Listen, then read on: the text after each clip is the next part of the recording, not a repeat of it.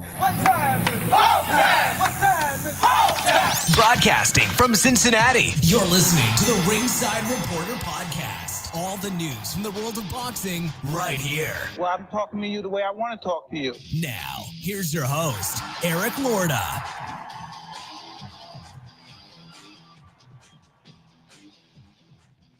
And we are live. Welcome to the Ringside Reporter show, where we talk about the latest boxing news.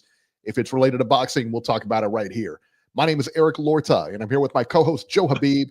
We got a great show for you today. If you want to call in, 570-530-8316. Beeb, let's get it started. Amazon Prime, pay-per-view, PBC. I was shocked. Again, I'm shocked that this is a pay-per-view. I'm shocked that the Gervonta Davis fight is a pay-per-view, but be that as it may, pay-per-view. David Benavidez versus David Morrell for Benavidez' WBC Interim Light Heavyweight Championship and Morell's WBA Light Heavyweight title. Did the titles matter here? I mean, because I think most people will take either Bivol or Beterbiev. I think most people at this point say Beterbiev because he won the fight. They're having a rematch. That's the champion, correct? 100%. And again, I cannot stand these interim titles. There's no reason for them. There's no reason for them. Unless somebody's injured or something and they're going to be out for an extended period of time, then there's no need for an interim champion. I just get so aggravated with it. And the WBC is generally the one that really has these interim titles. You never really see the IBF or the WBO have interim champions. Right. It's usually the WBC, and now the WBA, which is crazy in their own right because they're the ones that have all these regular and these commemorative belts, the gold title, and all this stupidity. So to me, the WBC and the WBA, which both of the interim titles were on the line in this fight, they're the worst with these interim titles. Like I got to give credit to the WBO and the IBF because they don't really deal in this nonsense. And I have to say also that to me, the WBO seems to be the best of the worst. In other words, they're the tallest short person in the room right now when it comes to these sanctioning bodies. Right. Yeah, I would agree. All right, so let's talk about the fight here, man. David Benavidez wins a unanimous decision over David Morrell. 115, 111 twice, and 118 to 108. I had it 116, 110. I know Antonio had it the same. Benavidez started faster in this fight than we're normally used to seeing him. David Morrell, I thought he did pretty well early in the earlier rounds. But let me tell you where it turned, man. The body shots from Benavidez definitely took a toll, and you could see it right away. And as soon as he hit the mid rounds, I think that was game over for him. I really do. I think those body shots, the pressure and the body shots, I think are what turned this fight. Controversy in the 11th round. David Morrell knocked Benavidez down in the 11th. It looked to me like an off-balance knockdown, but you said you thought it was a push. Or you said you rewatched it and it looked like a push. Yeah, the replay, people, I think, posted on Instagram. Shout out to Danny Glover. He put a replay up there. And if you look at the replay, the video he posted up there, you can see that it actually landed on his shoulder and it kind of pushed him down. But even then, technically, you still can kind of call it a knockdown if the guy is off balance, like you said. I would agree that it was probably not like a significant knockdown, but you could argue it was kind of like a balance shot. So I think in real time, it definitely looked like a knockdown. And but if you look at it, it looks more like a cuffing, pushing shot, and a lot of the glove did hit the shoulder more so than the actual face. So, no biggie. Aaron Daly, thank you so much. 5 pounds. The referee and judges robbed of my 5 pounds. The referee and the judges. I told you. I tried to tell you, man. I tried to tell you. If Morell would have won, I've been taking a pie today. That's why I knew that wasn't going to happen. But thank you so much for paying up. It's good that he's not like Corey Lee, who doesn't pay up. Oh, so you bet him 5 and you kind of canceled out the tie bet? Well, no, he said I told him, I said, we agreed last week. It'll be he'll do 5 pounds or I'll take a pie, one of the other. Oh, that's fine. Yeah. So I said, all right, yeah. I gotta give Aaron Daly credit, man. He is a stand-up, honorable dude. He always pays his bets. always pays it. Yeah. You know what I mean? He's like a Lannister. They always pay their Right. debts. You know what I mean? There you go. More controversy in the 11th round. Now, this was messed up. Yeah, I didn't agree with this. I didn't agree with this. At the end of the round, right, the two kept exchanging. All right. And then Morell hit him last. Morell hit him with a right hand last and clocked him. I mean, he clocked him. Yeah, he hit him hard. And the referee takes a point away from Morell. They were both hitting after the bell. They were both hitting after the bell. He got in and he took a point. There was no reason to take that point away. And that punch from Morell had no malice on it. There was no nefarious intent involved with that punch, in my opinion. And I just think that it was in the heat of the moment, and he couldn't stop the punch at the end. Little Penny asked, what happened to Morell's movement and defense? Hey, listen, man, it's easier said than done. I mean, you got a guy coming after you forward every round. It's like Gervonta Davis, he comes forward every single round, and you're hitting this guy, but he's hitting you back. He's taking, shots to get you, And if you remember last week, I said that the movement is very subtle. It's not a lot of excessive movement from Morell. He doesn't move a lot. He's very subtle with the movement. He tries to take little half steps back to the side, short pivots. He'll step around you, but he's never really far out of range. He doesn't fight like a Yoriorkis Gamboa, who fights exclusively for the most part on the perimeter. And Irislandi Lara is another guy who's a perimeter fighter. I always said that Morell's more of a mid-range guy, and he's somewhat of a counterpuncher that likes to fight in spurts. And as you said, early in the fight, some people had the first 6 rounds 3-3 or 4-2. I think I only gave him 2 rounds. But I think if you can look at maybe the first 4 rounds, you could make an argument that maybe Morell got 2 of the first 4. But some people had it 3-3. I don't think it was more competitive in the first half of the fight. I still think Benavidez won at least 4 of those first 6. But I think that from the 5th round on, Benavidez definitely pulled away. And people can argue whether Benavidez was forcing Morell back, or if Morell was taking that half step back, trying to set traps, trying to pull Benavidez into counters. I think it was a little bit of both. I think in the beginning, I think he was trying to bait Benavidez in and catch him with a counter shot. But I think that once that didn't work, he tried to come forward a little bit in the second half, but he was kind of frozen in his tracks. And the big weapon for Benavidez, I believe, that really showed through here was that jab. That jab was really on point. He was getting off first, and Morell really had a hard time timing the jab, right? And that jab was sharp, quick, and hard to time. And as a result of that jab, it enabled Benavidez to really collapse that pocket quick. The argument coming in, or the discussion coming in, was we believed that Morell had the quicker feet, but he did not look that much quicker. And maybe the jab was a big weapon in offsetting the foot speed because he couldn't really time it and get set. Where they really separated themselves, I believe, was the hand speed, because Benavidez looked like he had the much, much quicker hands. That's where the big disparity was, in my opinion. Where was Morell's jab? Yeah, I here's gave the him thing. round 1 and round 3. That was it. That was all we gave him. And it was a 2-point round. In that 11th round, I was 9-8. So that was where the 4 came from. Yeah, you can argue from the 5th round on, Benavidez didn't lose a round, right? No, I agree. It was too much volume. There was too much volume there. King KO says, Bivol and Beterbiev destroy Benavidez. I don't know. I don't know. I honestly believe that Benavidez matches up much, much better with Bivol. And I think the team... I think he matches up better with Beterbiev than he does Bivol. Well, I'll tell you why I disagree with that.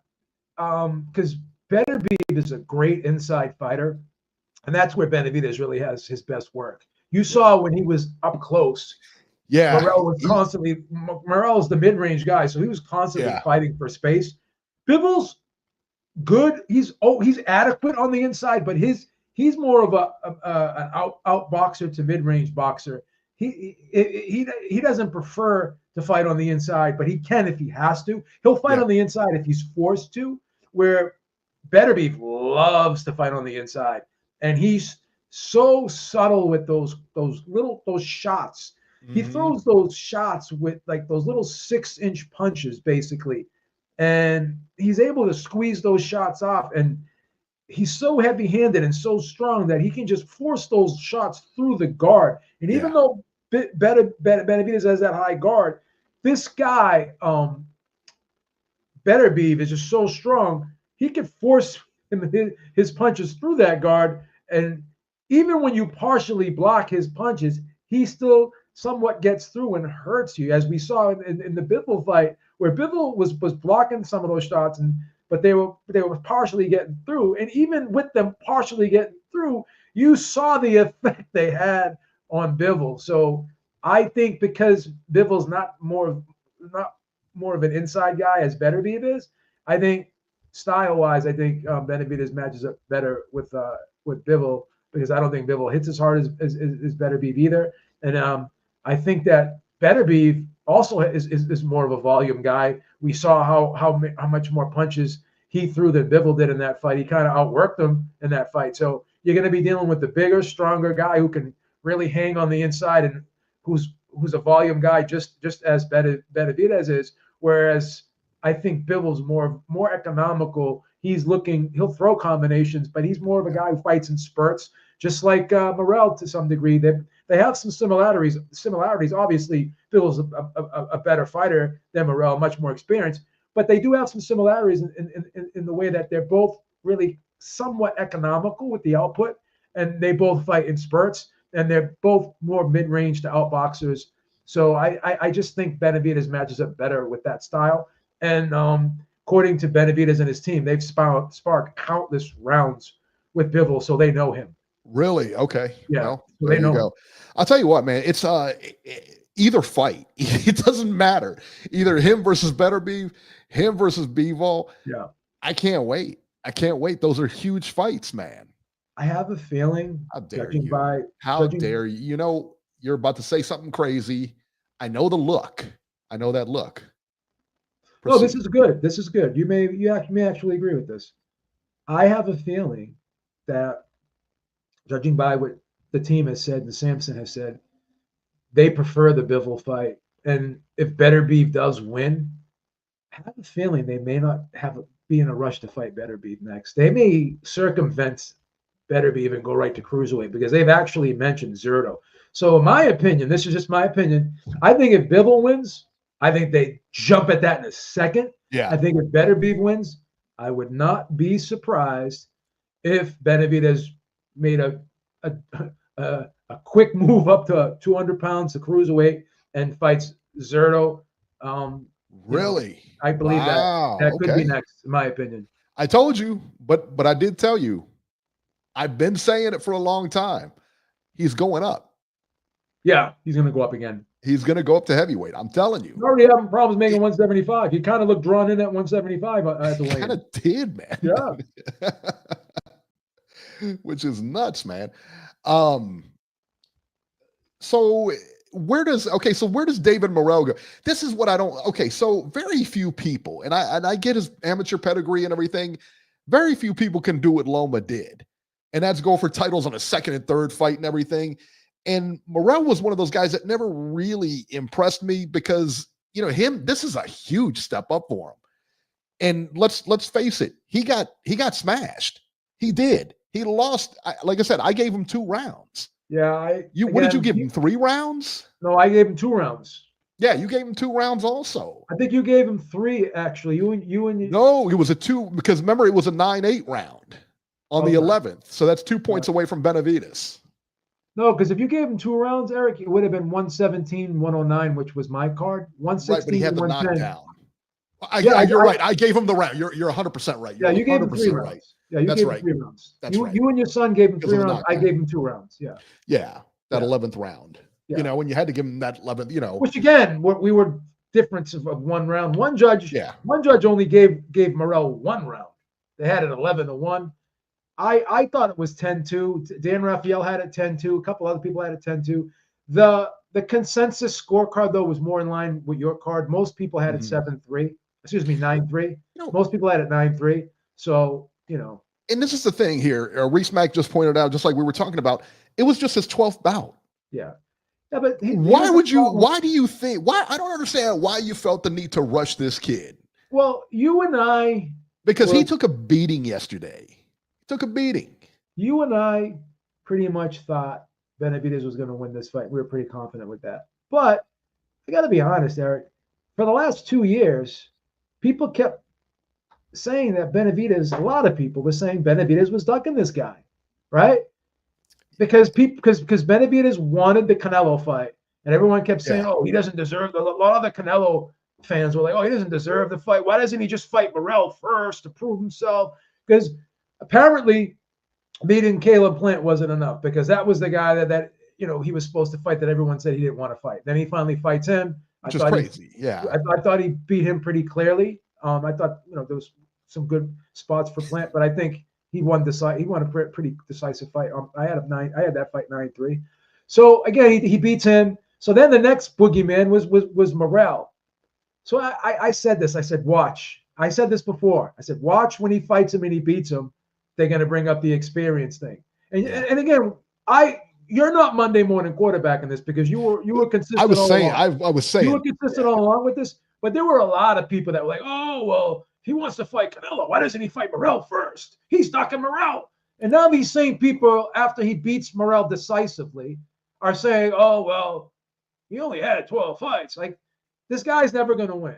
He just never." And a lot of it is because people just don't like the PBC, and because he's affiliated with PBC. And I know you can argue Morell's with PBC, but Benavidez has been with PBC longer. He's more of a loyalist.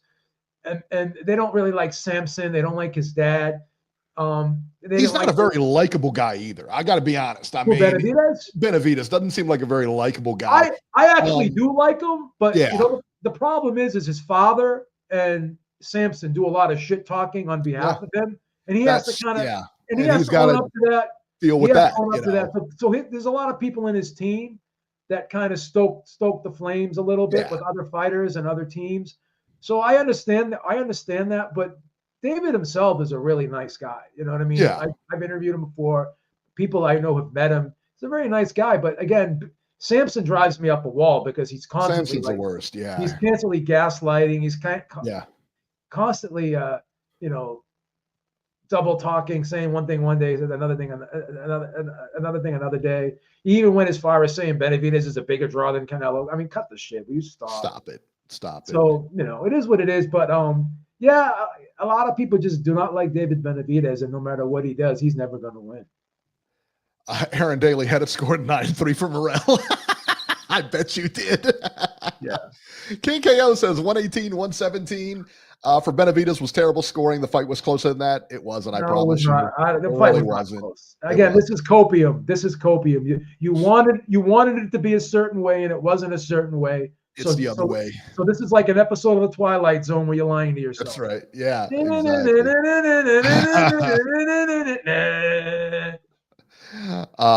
Fight Doctor says, part of me wants to see Shields get knocked out.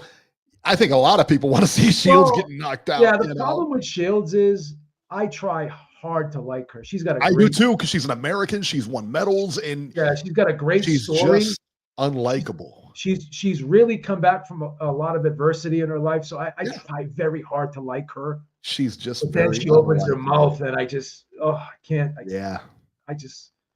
don't know. Just can't do it. I just can't do it. I can't. I don't have any disdain for the girl, but she doesn't have that. She just doesn't give me that warm and fuzzy feeling when I hear her open her mouth, man. Right. She could be, and I tell you, man, you want to talk about Madison Avenue, advertising and everything like that. Yeah.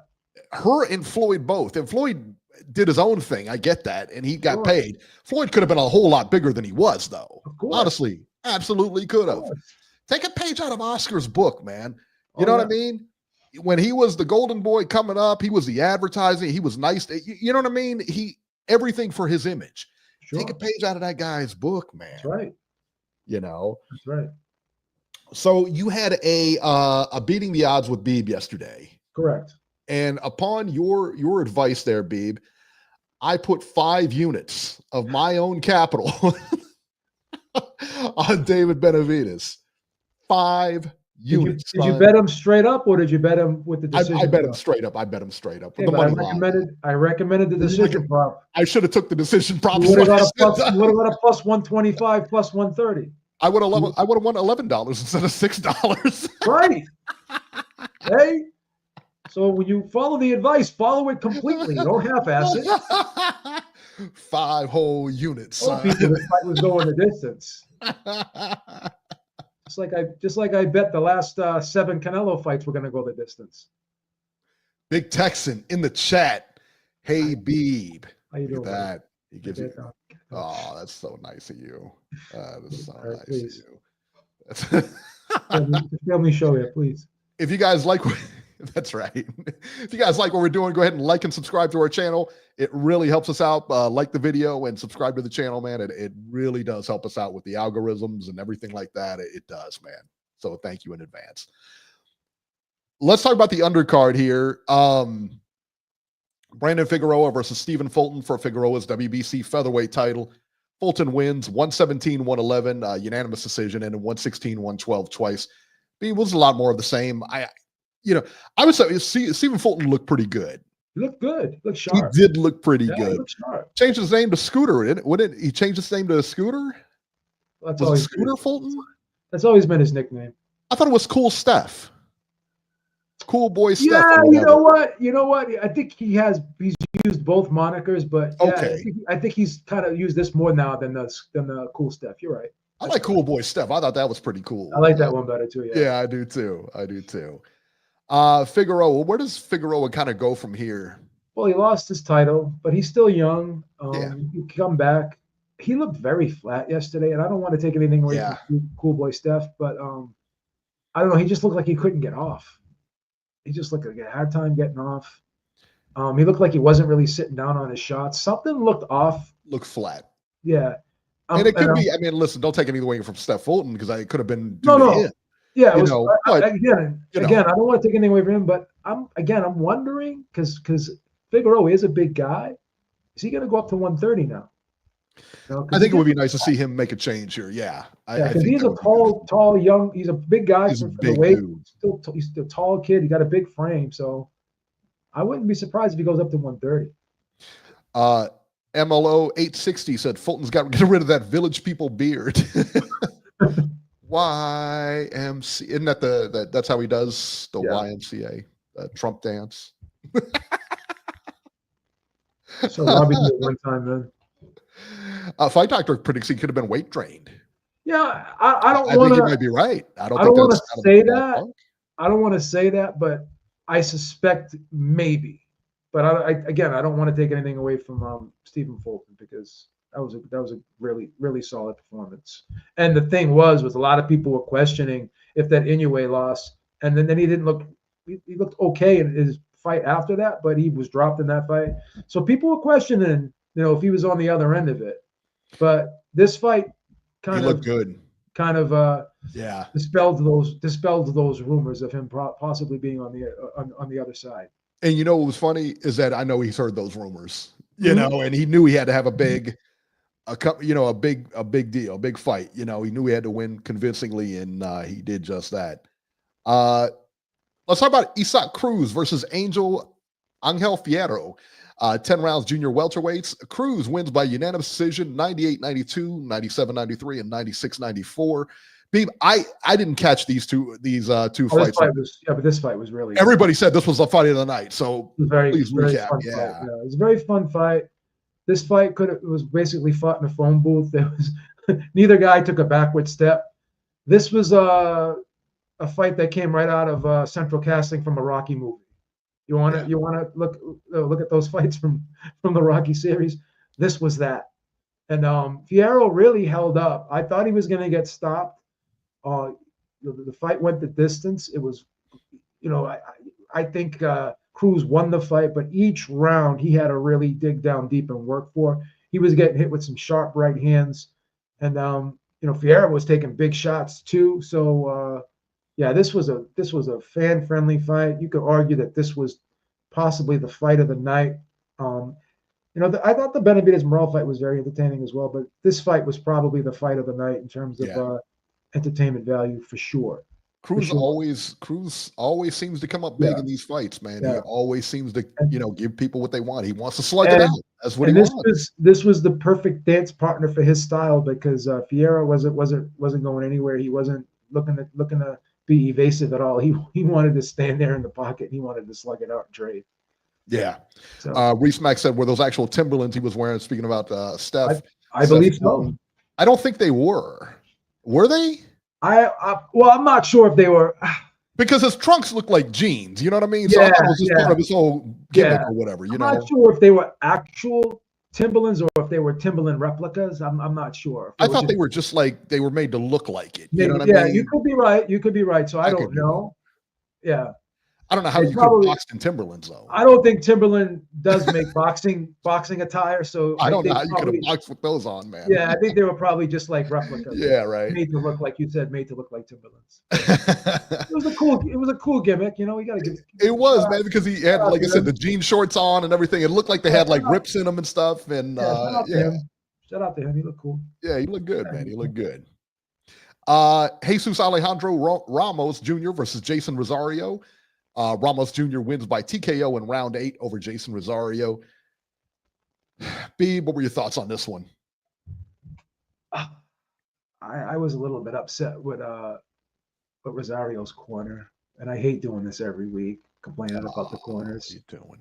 But the referee did take matters into his own hands and stopped it. I thought this was a very one-sided beating, and I do think Rosario really needs to. Why did this corner let this go on? Yeah, he needs to step away from this. He needs to step away from this. Ramos is an excellent fighter, but this was just a one-sided beating. And fights like this, you can't help but feel empathy for the fighter that's on the other end of it. It was just he had no shot of winning.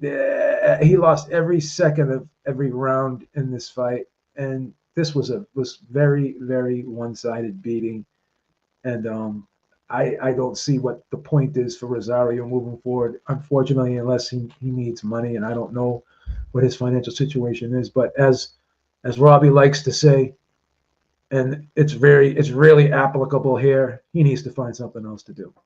Yeah, I would agree with that. He does. Let's talk about the across the pond here, man. This was Adam Azim versus Sergey Lipinets. Yeah. Again, I was surprised. Sergey Lipinets is a good fighter. Probably everybody would admit that he's probably not the same fighter as he was. Yeah. This was a good litmus test. This was a good litmus test for Azim, and I think he passed it with flying colors. Oh, you're not lying. 9th round knockout, ninth round TKO for Adam Azim over Sergey Lipinets. This is a great win for the up-and-comer Azim. Beeb, you follow the UK like no one else, except for maybe the UK people. What are your thoughts on Azim? Well, a lot of potential. Sky's the limit. He's a very well-rounded fighter.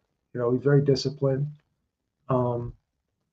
I think that he does many things well. I think he's very athletic. I think he's a real cerebral fighter. He's got an outstanding jab. And I like his poise. I like the fact that even when he had Lipinets hurt, he didn't just rush in and get reckless and get wild. He still tried to set up his shots. He still, went to the body. He didn't go crazy head hunting. So I think that he'll continue to get better. He'll continue to improve because he looks better every time out. And as they raise the level of opposition, he raises his game and he seems to respond well to the challenges, right? So he continues to move forward, and I think he will continue to improve. And I think we're looking at a future world champion. Yeah, there you go. I would have to be honest about that. Let's go ahead and go to the queue here. Let's go to Robert here. Robert, 530, you're live. What's up, Bobby? Hello, guys. Hello, guys. Let me start with Adam Azim. I think he should fight Dalton Smith next. That to me should be the next fight for the both of them. Ben Shalom was talking about delaying that fight because, well, they need one of them needs to have a world championship. No, the two of them need to fight each other now. That's the next fight for both of them, as far as I'm concerned. And then the British can find out who's better, Azim or Smith. And from what I've seen, I think Adam Azin is the better of the two. Wow. What's wrong with having ambition, Robbie? What's wrong with wanting to get a title? No. Well, I want him to get a title, but why don't you knock off your supposed rival that they're trying to make you have a rivalry? Well, let's see if he's good enough to be a rival.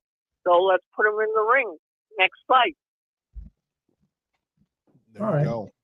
Okay. Robert, what were your thoughts on the Benavidez fight? I didn't watch the card. I didn't pay for it. Robbie, I told you I would. Robbie. No, I told you I would.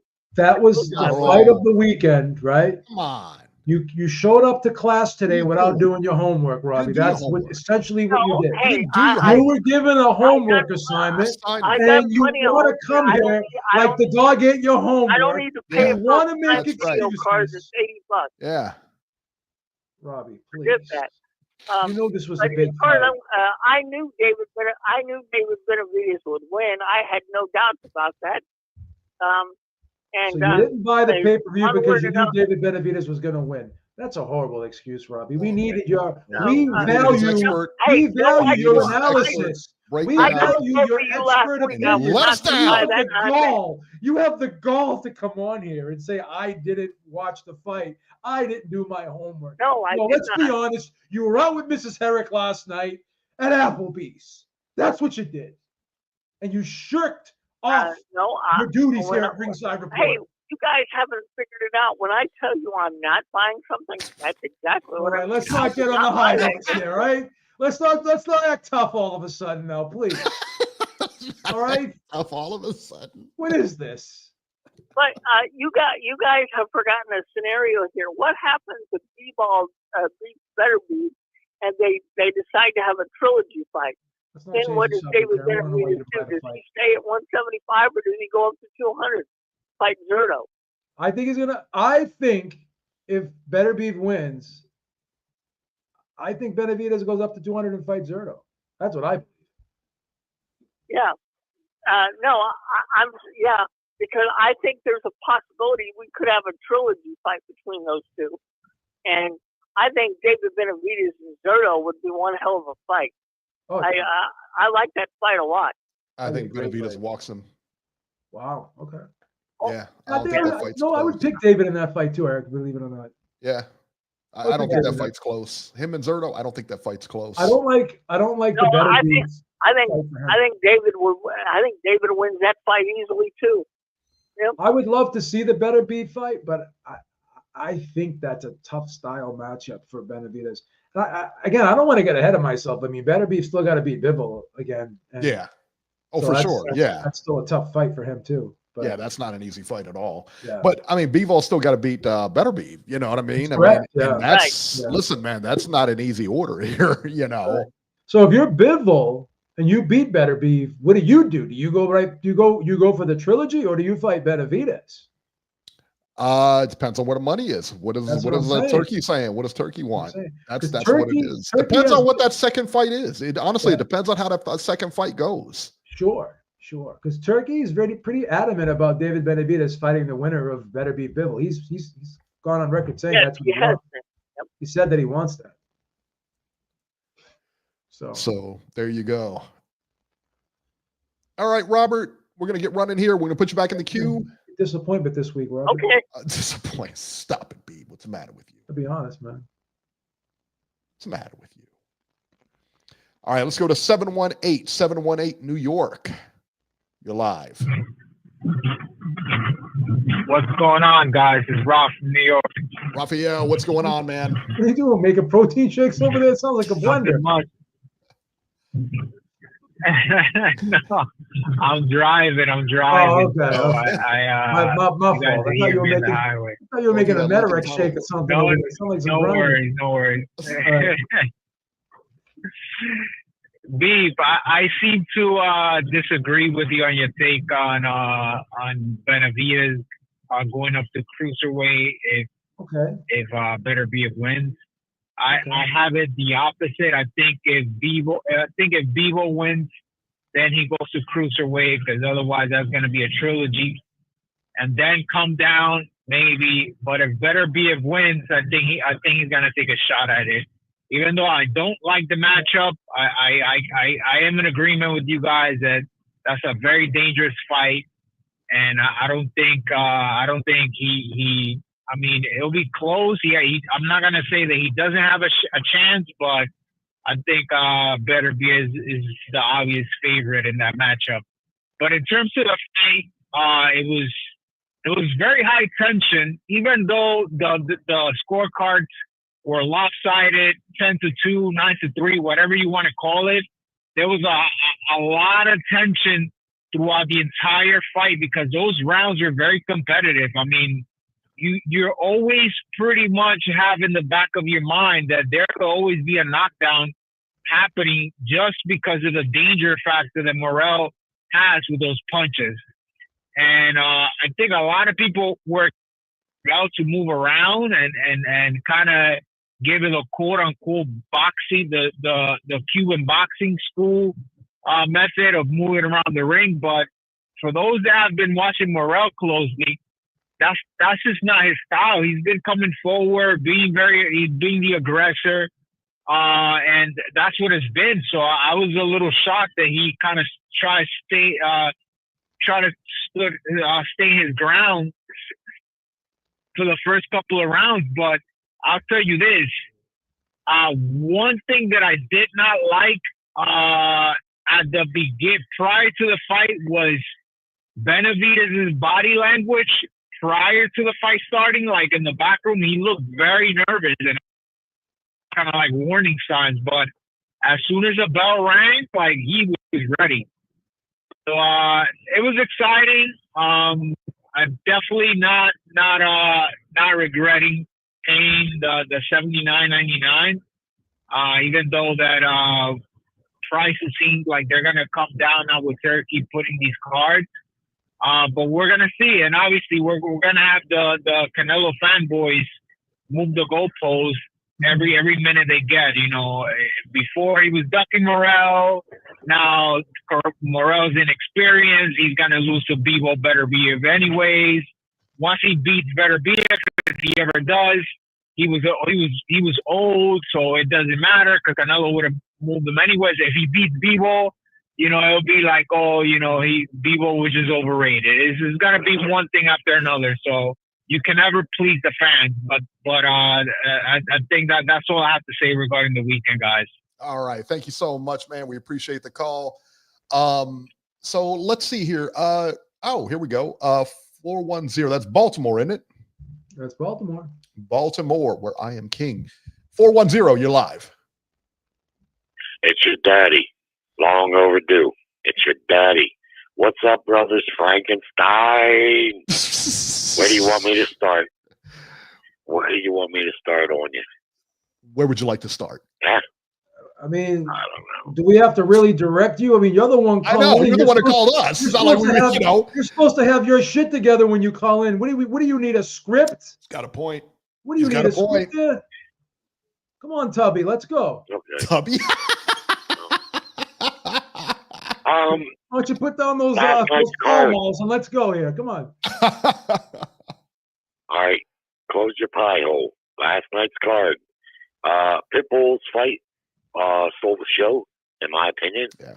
Boxing needs fighters like Pitbull. He comes to fight. He's appropriately named. He's a little dude, all muscle, big rock hard skull. I like him. People say he's one-dimensional, and he probably is, but you got to deal with that dimension, man. He's a tough little dude. When he fought Tank, I thought he beat Tank. I thought he edged that fight myself. I also thought Bivol beat Beterbiev. I'm in that camp. I thought he boxed beautifully in that fight.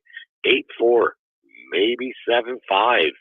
Bivol, some people said it was a robbery that Bivol got robbed. I'm not going to say it was a robbery, but I don't know. I thought he won that fight, and I think he's going to win the second fight. As far as Benavidez and Morell, well, I mean, what we're seeing is just what we kind of knew. Benavidez was a big super middleweight. A lot of the guys he fought were middleweights moving up. And he had a nice size advantage, and he's very tenacious, and he's everything that he is. But at light heavyweight, he doesn't have that advantage. He doesn't have that weight advantage. Still very good, still very hard to beat. I thought he beat Morell. Morell could have made it a better fight, but he fought the whole fight at the wrong distance. He was standing in front of Benavidez, allowing him to get shots off, even at times to the point where it was like, you thought, this guy's going to get stopped. He's just taking shots. Benavidez is not the biggest one-punch puncher, but he can punch through your guard. And he was throwing uppercuts and splitting his guard, raking his hand down and whacking him on the side of the head, and then picking body shots. You don't want the Benavidez to be, you're at the end of his punches and you're just standing there. That was dumb-ass strategy by Morell.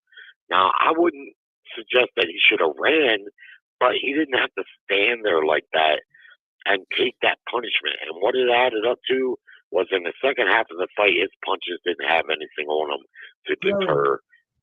Can I ask you a question real quick? Don't you think Morell was maybe trying to set traps and be the counter puncher, but he just couldn't time Benavidez's jab? Well, maybe he was, but if it's ineffective, it's ineffective. If you're taking more, if you're setting that trap and you're not closing it, then at some point you have to say, hey, I'm taking a lot of punishment in here. Yeah, I should have switched it up. I'm taking a lot of punishment. But he stood in front of me. He fought the entire fight at the wrong range. And his cornerman told him, who Ronnie Shields, he's an excellent trainer. He told him, at least move your head. Move your head. Yeah. Don't stand there and let this guy hit you at the end of his punches. And he did it far too many times when he could have used his athleticism to get his shots off and move off to the side. It takes a lot of energy to fight that type of fight, and I get that, but it takes a lot of energy too, and there's a lot of punishment that can incur when you're standing there allowing this guy to get off. There was a couple of times where he done so much that I was like, this guy's going to get stopped. I get it. You want to prove you're a tough guy, and you are a tough guy. He doesn't have anything to hang his head about, Morell. He fought courageously, and it was a good fight. But strategically, it's a perfect example of a fight that, to me, I gave Morell 3 rounds. I thought he lost 9-3. But it was competitive throughout. So numerically, it wasn't close in my eyes. But competitively speaking, it was competitive. He was competitive throughout, but he was losing the rounds by getting slightly outworked. The one thing I will throw up in his defense is, for the first time for me, in any Benavidez fight, I think Benavidez got hurt in this fight, particularly in I think the 11th round. I don't know. I couldn't see what Morell caught him with, but he caught him with something that made Benavidez go to the ropes, and Morell was really getting on. You remember what I'm talking about? Yeah, I thought Morell buzzed him a couple of times. He buzzed him with the left hand a few times. Yeah, I thought Morell buzzed him a couple of times in this fight. He did buzz him a few times, but I also thought Benavidez buzzed him with those uppercuts too. So, and I think the body work by Benavidez is what slowed Morell down. I don't think it was anything like he was trying to take these shots or anything. Sure, I think it was just the body work that slowed him down. And to your credit, Jerry, it was the body work, and it was also the shots. I mean, he was landing plenty of uppercuts. They were damaging. He was raking his hand down and punching him in the side of the head. I mean, Morell showed that he was tough, and he could take those punches. But at what detriment? The detriment meant in the second half of the fight, like so many of Benavidez's opponents, he was still punching hard, and Morell, you could see his punches, a lot came off of them, except for in a couple surges, like in I think the 11th round when that occurrence happened. But, Benavidez gave him really good props, man. He said, this guy's a great fighter. I mean, I was so excited about Morell. He ain't got nothing to hang his head about. He's going to make for some good fights. He at 11 pro fights in. I don't think he has anything to hang his head about. No. He'll go on. He didn't get it done in this fight, but he was very competitive, and so it is what it is. As far as Benavidez and Beterbiev, I don't know, man. Like I say, I thought Bivol beat Beterbiev, and I like Beterbiev. He's a monster, no question. But this guy's like 40 years old. I mean, come on, man. He struggled with Bivol's athleticism. Bivol was getting off on him in that fight. And I fail to see where Beterbiev really did. I don't know. I don't know what he did for people to think that he won that fight. But we're going to see in the second fight and let the best man win. And but the thing is, unfortunately for Benavidez, is if Bivol wins this fight, there's almost certainly going to be a third fight, which is going to tie that light heavyweight title up for another 8 to 10 months probably. So, I don't know. Unfortunate for Benavidez. But you got to like Benavidez right now. Guy's taking on top guys, and he's beating them, and he comes to fight, and good for him, right? Yeah, there you go. All right, Jerry, we're going to get Ryan. That was a great call, man. Great call from Jerry. Jerry's back, Beeb. He's back, man. Back. I mean, you bullied him for weeks and you ran him off, but he mustered up the courage. He mustered up the courage to come back after you thrashed him week after week. I feel bad about that. Don't think I don't feel bad. I got a conscience too. I got a conscience too. Human Resources contacted me and told me that they were fielding calls from bullying organizations on how bad you've been treating this guy. So you better lay off him, please. All right. I admitted fault. I show him the utmost respect when he comes on here, man. I'm just saying, you know how my temper is, Beeb. You know how I get. You know how I get. We tried to get you the help you needed. That's why I'm here at Beeb Enterprises. 909 California. You're live. What's going on, guys? This is the first time you being on call right now on live with you guys. Yeah. And much respect to you guys doing your thing, Ringside Reporter. So, I see big things coming up with you guys in the future. I've been looking at you guys from back to scenes and stuff, but you guys are doing good. You guys are in the forefront, giving out good information and being transparent, right? Thank you so much. So glad you guys are doing. But I just want to talk about the David Morrell and David Benavidez fight.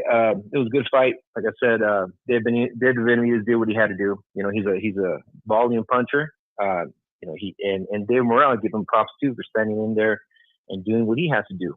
10 fights in, and he was giving David Benavidez a couple hard hits. But when it's all said and done, David Benavidez with his experience and volume punching overwhelmed David Morrell. Because a lot of times there was a lot of openings that David Morrell could have done to counter the uppercuts, right? But no, he was just taking them in, kind of like a bungee bag by that time. And we've seen a couple of flurry moments for David Morrell, but it wasn't enough and it wasn't sufficient. And a lot of people talk about the controversial knockdown that happened. I don't know if it was in the 11th round, if I'm mistaken, or whatever round it was, but you have to give David Morrell props for that, but at the same time, even if they didn't knock and take away the point, and even if he knocked him down, he would have still lost the fight because it was overwhelmingly, in favor of David Benavidez. What do you guys think about that? I think that's a fair assessment. Yeah, it's a fair assessment. Exactly. So I mean, that's what. So that's what I got to say. When it comes to my opinion about that. Now going forward, this is what the fans want to more interested in talking about is where does David Benavidez go from there? We have a 175 title, what is it, unification going on right now, and I think Bivol and Beterbiev are going to fight for the second time, and then after that David Benavidez could take the opportunity to go fight them, or and I know a lot of people might agree or disagree, but the most anticipated fight that we all really want to see is Canelo versus Benavidez. What do you guys think about that? Canelo versus Benavidez? Yeah. That fight's at 168. Yeah, that fight ain't No. Canelo, I'll tell you what, Canelo doesn't want to fight him. Canelo's got a big date with Crawford in September, it sounds like. And nobody's going to jeopardize it. He doesn't want the fight. And if you look at it, David Benavidez is beating up big guys, and Canelo, as great as Canelo is, I give it to him. He's great. He's not going to beat David Benavidez. David Benavidez is too big, too strong. It's just too big for him, man. Yeah, there's been a lot, and like I said, it'll be a perfect fight because they're both in that same weight category, 168 pounds.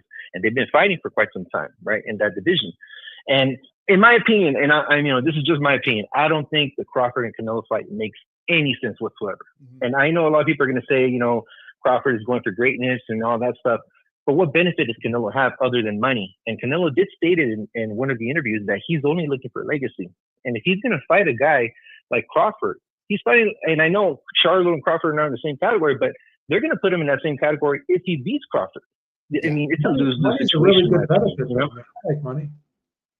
Yeah, the thing is, you think about it, like he's got, if he fights Terry, he said he's fighting for legacy, but who is he really fighting? I mean, who's he fought these past, you know what I mean?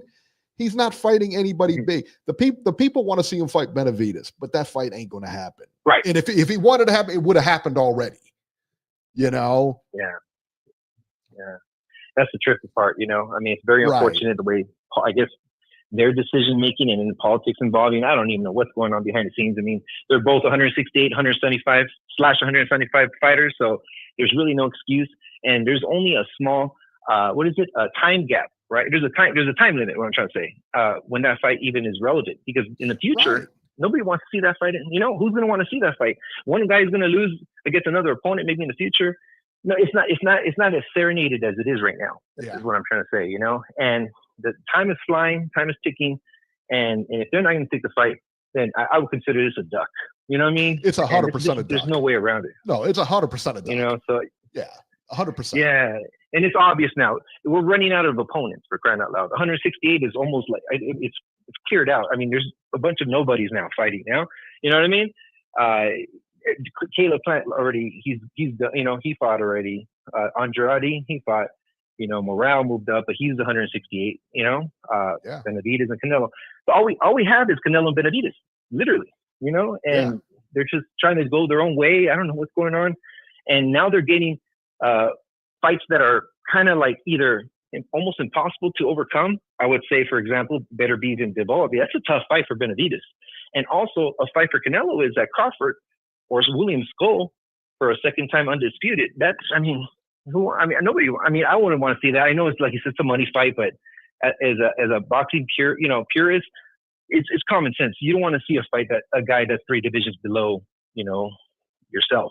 You know what I mean? Right. It just does not make sense whatsoever. But it is what it is. You know what I mean? So those are my 2 cents, brothers. And I just want to say much love to you guys, Ringside Reporters, and just keep doing the good work, man. And I'll get back on the live next time. Thank you so much, my friend. Thank you very much. Good stuff. Man. All right, bro. Good night.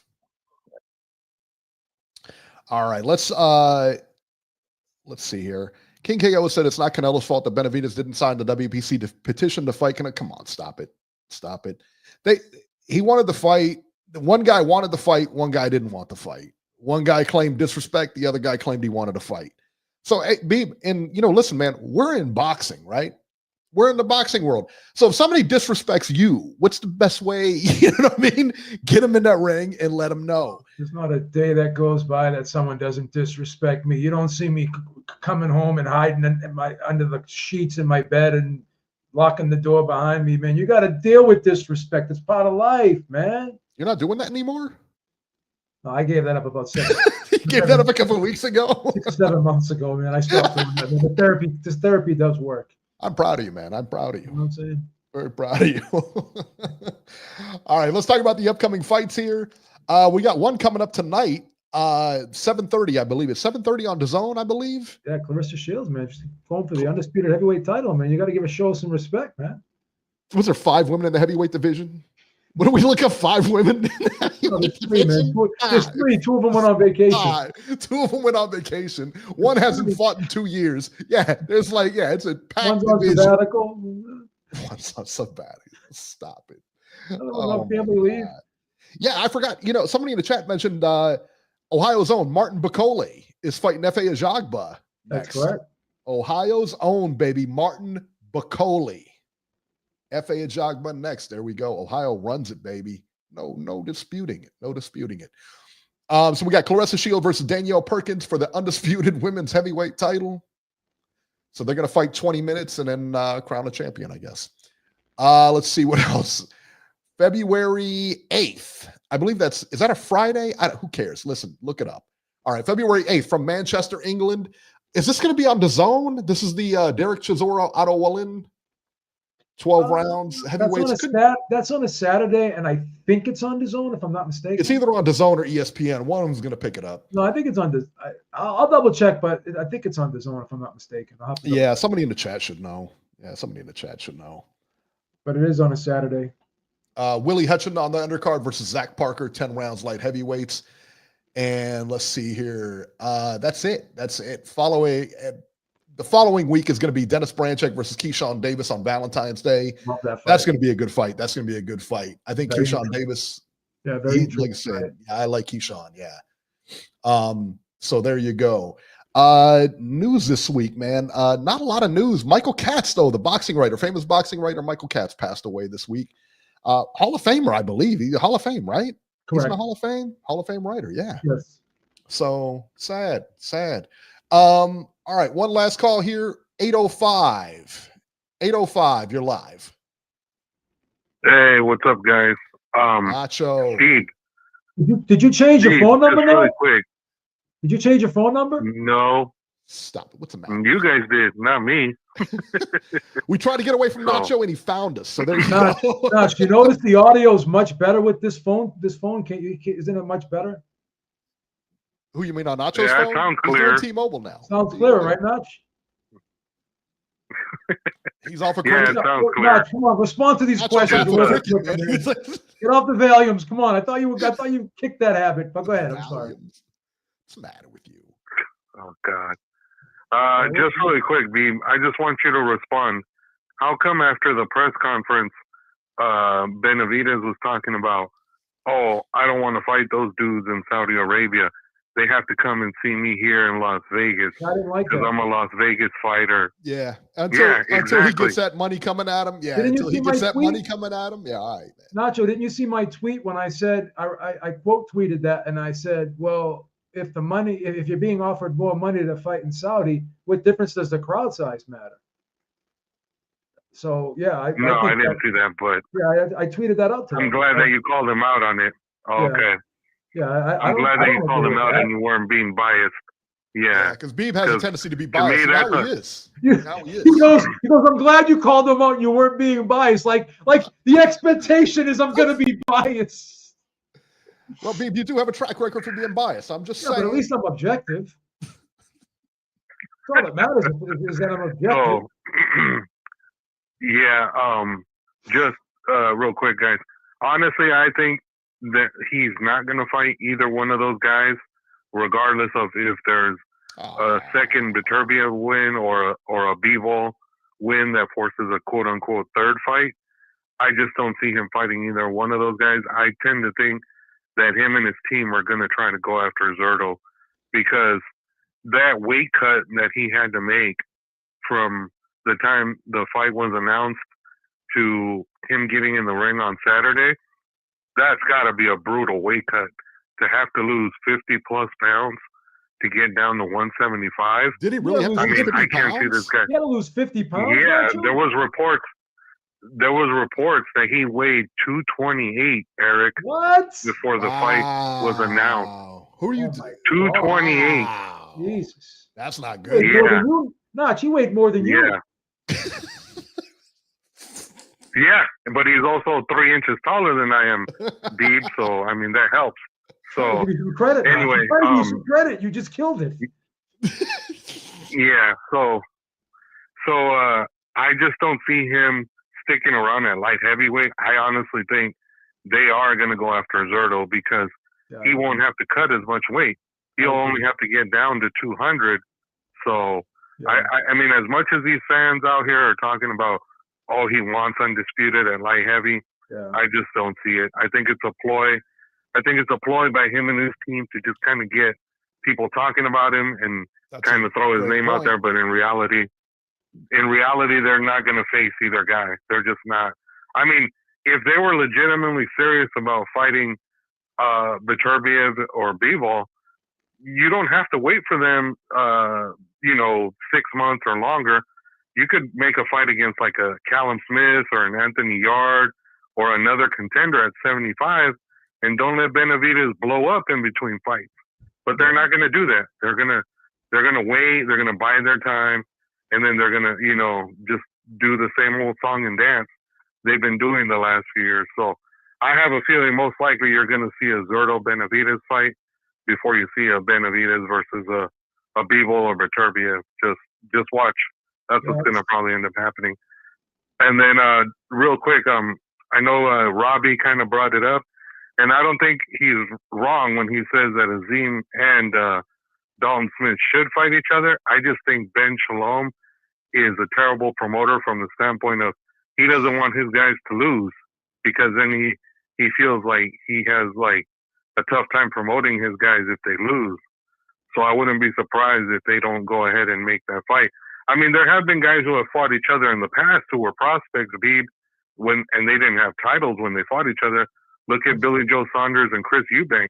They both fought each other when neither one had a zero. I mean, when neither one had a title.